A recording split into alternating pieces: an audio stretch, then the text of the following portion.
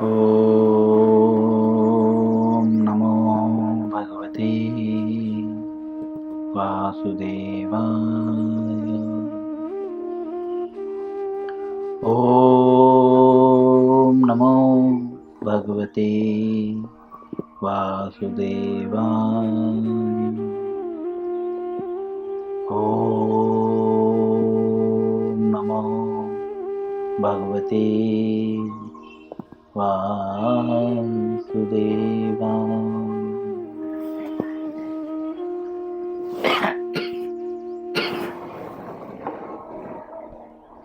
श्री कृष्ण लीलामृत पुस्तक का नाम है अध्याय 35। अध्याय का नाम है गोपियों का वियोग।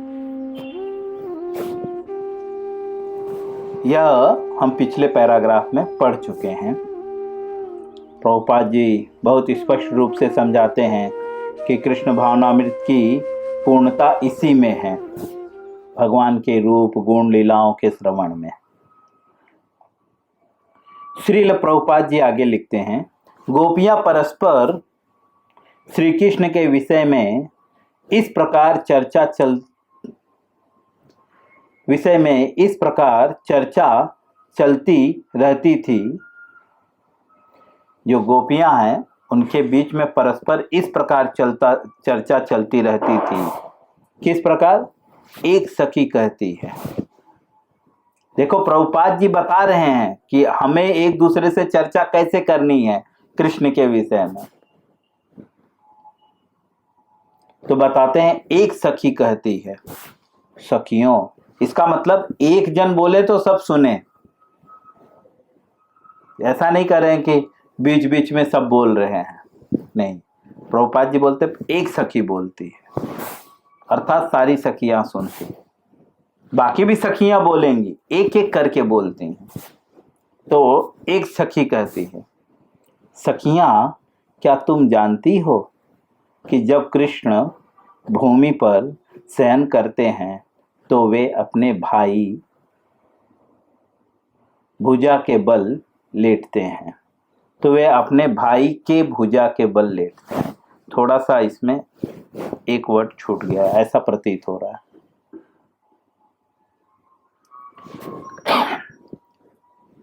हम आप ही जमीन पे नहीं सो रहे हैं, है ना। भगवान यहाँ पे जमीन पे सो रहे हैं, है ना। पलंग पे नहीं सो रहे हैं। कहाँ सो रहे हैं? जब श्री कृष्ण भूमि पर शयन करते हैं। क्लियर? भगवान कहाँ पे शयन करते हैं? भूमि पर। ठीक है। भूमि पर सोने के बहुत सारे फायदे भी हैं। बहुत सारे रोगों से जो है छुटकारा मिल सकता है। हम लोग गार्डन घूमते हैं ना आजकल।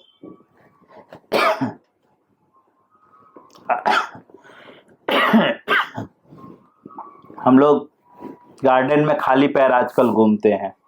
डॉक्टर बोलता है विटामिन की कमी के कारण घास पे घूमिए, खाली पैर मिट्टी पे चलिए।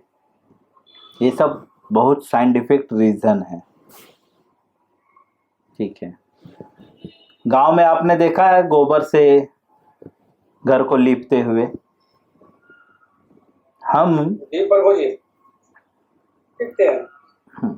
हम जब भूमि में सोते हैं तो जिस भूमि पे सोते हैं ना, पहले लोग डेली घरों में गोबर से लीपते थे। गोबर की गुणवत्ता क्या होती है जानते हैं? एंटीबायोटिक होता है। जिस जगह पे, जिस प्लेस पे गोबर से लीप दिया जाता है वह जो है एकदम शुद्ध हो जाता है। वहां पे सारे जो है जीवाणु, जो रोग होते हैं, वो सब जीवाणु नष्ट हो जाते हैं, जो रोगों को पैदा करते हैं या जिनके कारण रोग होता है। यह साइंस भी इसको प्रूफ करता है।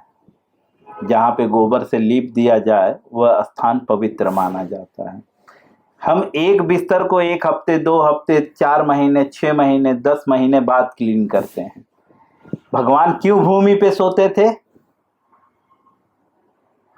इसीलिए, क्योंकि बिस्तर में हमेशा धीरे धीरे हम उसी पे लेट रहे हैं, उसी पे हमारे शरीर की बीमारियां लपटी हुई हैं, इसीलिए हम बीमार गिर रहे हैं।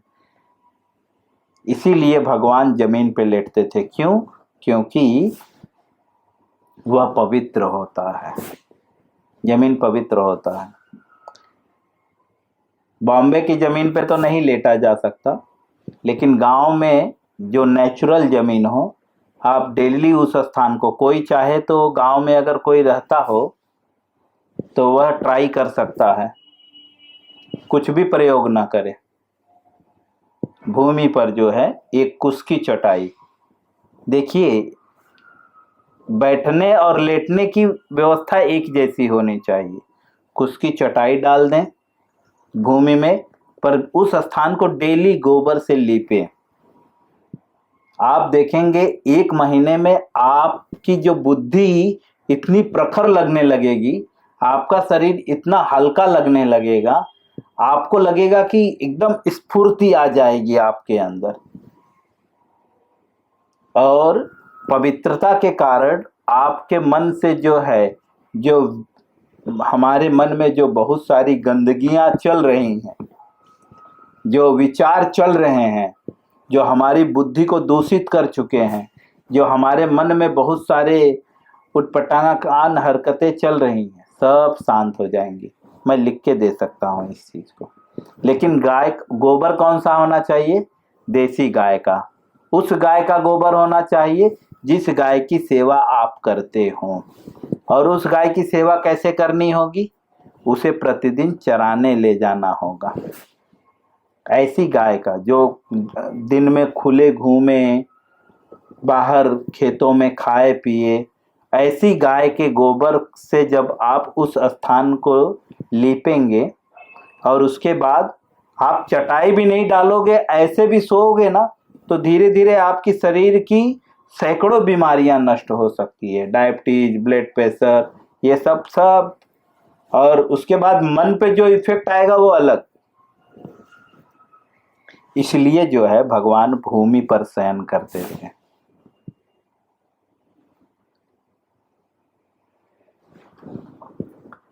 गोपी जो है गोपी जो है दूसरे गोपी से कहती है, भगवान जब भूमि पर शयन करते हैं तो वो कैसे शयन करते हैं? बोलते हैं अपने भाई के भुजा के बल पर लेटते हैं। यह प्रेम है। प्रेम के कारण हम लोग पिल्लो लेते हैं ना, भगवान पिल्लो नहीं यूज करते थे जब तक वो यहाँ पे थे। वृंदावन एक्चुअली भगवान का, हम ऐसा कह सकते हैं कि भगवान तो द्वारिका में तो बहुत राज साहस से जीते थे, लेकिन आपको पता है ना भगवान द्वारिका में रोते भी थे, गोपी गोपी करके रोते थे वे। कुछ कुछ भक्तों का कहना है कि भगवान का एक दिन भी सुखी से नहीं बीतता था, गोपियों की याद में बीतता था। गोपियों की चिंता करते थे, गोपियों का चिंतन करते थे, एक दिन भी सुकून से नहीं रहते थे।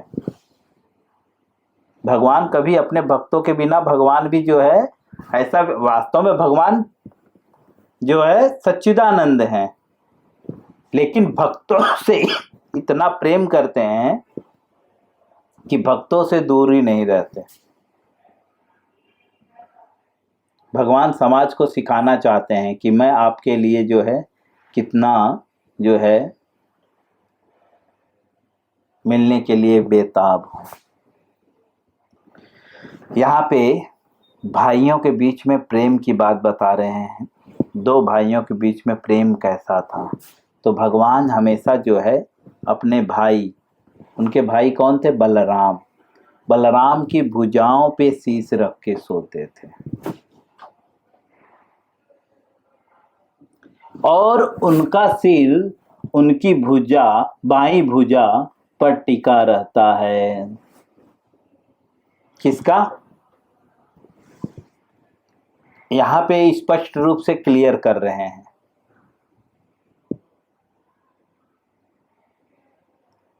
यहाँ पे एक तरह से दिशा भी निर्धारित की जा रही है। ठीक है, कि कौन सी दिशा में सोते थे भगवान जो है, उनका सिर बलराम की जो है बाई मतलब लेफ्ट, है ना, लेफ्ट हैंड, बाएं, उनका सर जो है, भगवान का सर जो है बलराम जी की बाई भुजा पर टिका रहता है, इस साइड में वे सोते हैं। वे कोमल अंगुलियों से बांसुरी बजाते समय अपनी आकर्षक भौहें मटकाते हैं। जो ध्वनि उत्पन्न होती है उससे इतना उत्तम वातावरण का सृजन होता है कि उसे सुनकर देवता लोक के निवासी अपनी पत्नियों तथा प्रेमिकाओं सहित आकाश मार्ग से जाते हुए अपने विमानों को रोक देते हैं। गोपियां कहती हैं कि भगवान जब सोते हैं तो हमेशा बलराम जी की जो है बाई जो है भुजा के बल पर जो है लेटते हैं, जब भी उनको लेटने का रहता है। और जब बांसुरी बजाते हैं तो बोलते हैं बांसुरी बजाते समय भगवान भौहें भी मटकाते हैं। ठीक है, और कहते हैं वो बांसुरी से जो ध्वनि निकलती है, एक तरह से यहाँ पे ध्वनि का भी जो है, ध्वनि का क्या प्रभाव है हमारे वातावरण में, प्रभुपाद जी उसे भी क्लियर कर रहे हैं। आजकल हम लोग इलेक्ट्रॉनिक चीज़ें जो बजाने लगे हैं, इसके बहुत सारे साइड इफेक्ट हैं। प्रभुपाद जी एक्चुअली बता रहे हैं कि वैदिक कल्चर में जो बांसुरी थी, मृदंग थे, उनके क्या वैल्यू थी, क्यों उसका प्रयोग किया जाता था। आजकल लोग स्टील का बांसुरी प्रयोग कर रहे हैं, तो क्यों स्टील की बांसुरी ना प्रयोग करके बांस की बांसुरी प्रयोग की जाती थी। बांसुरी बांस की होती है।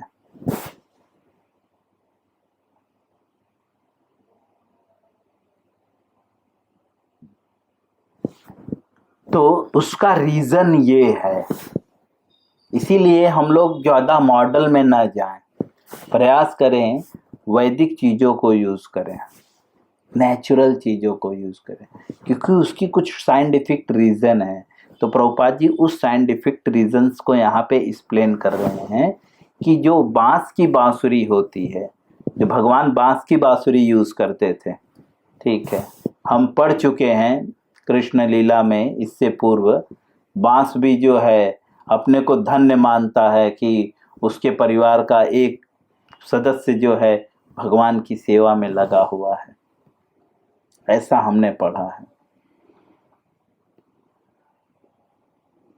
तो बांस ही जो क्यों प्रयोग किया गया, तो प्रभुपाद जी यहाँ पे एक्सप्लेन करते हैं कि बांसुरी जब बजाते हैं भगवान, तो उस बांसुरी से जो निकलती है ध्वनि, वह जो है उत्तम वातावरण का सृजन होता है। उस बांसुरी की ध्वनि से उत्तम वातावरण का सृजन होता है।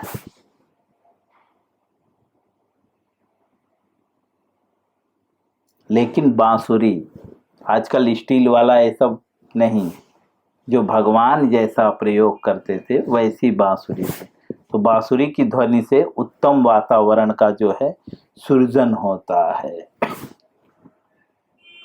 उत्तम वातावरण तात्पर्य, वातावरण उत्तम कब होगा, उत्तम का तात्पर्य क्या है, बांसुरी की ध्वनि से वातावरण में जो निगेटिव एनर्जीज हैं वो दूर भाग जाती हैं, तब वातावरण शुद्ध हो जाता है। इसीलिए लोग घंटी बजाते हैं, शंख बजाते हैं।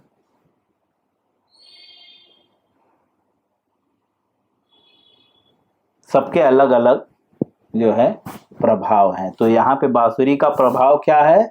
उत्तम वातावरण सृजन करता है।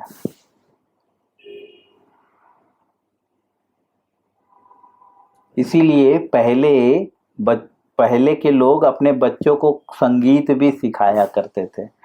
पता है ना, अर्जुन को नाचना आता था, है ना। एक टाइम में अर्जुन जो है बृहंगला नाम की स्त्री बन के जो है, हाँ, किसको ट्रेनिंग दे रहे थे? जिससे अभिमन्यु का विवाह हुआ था।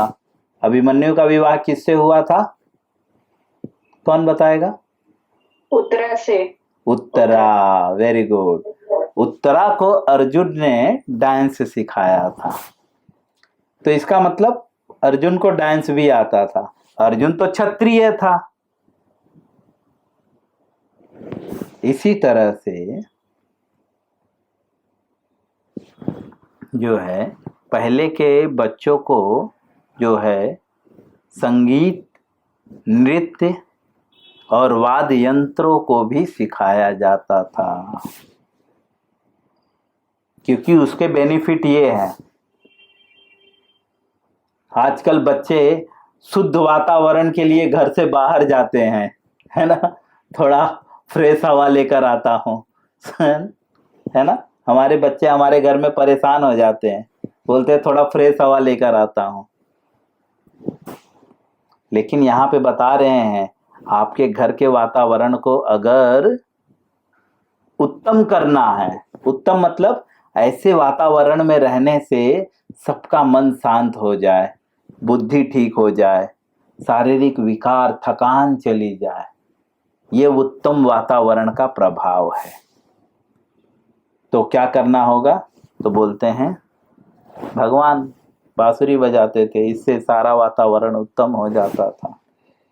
तो कह रहे हैं, दूसरे शब्द में कह रहे हैं कि संगीत, लेकिन कौन सा?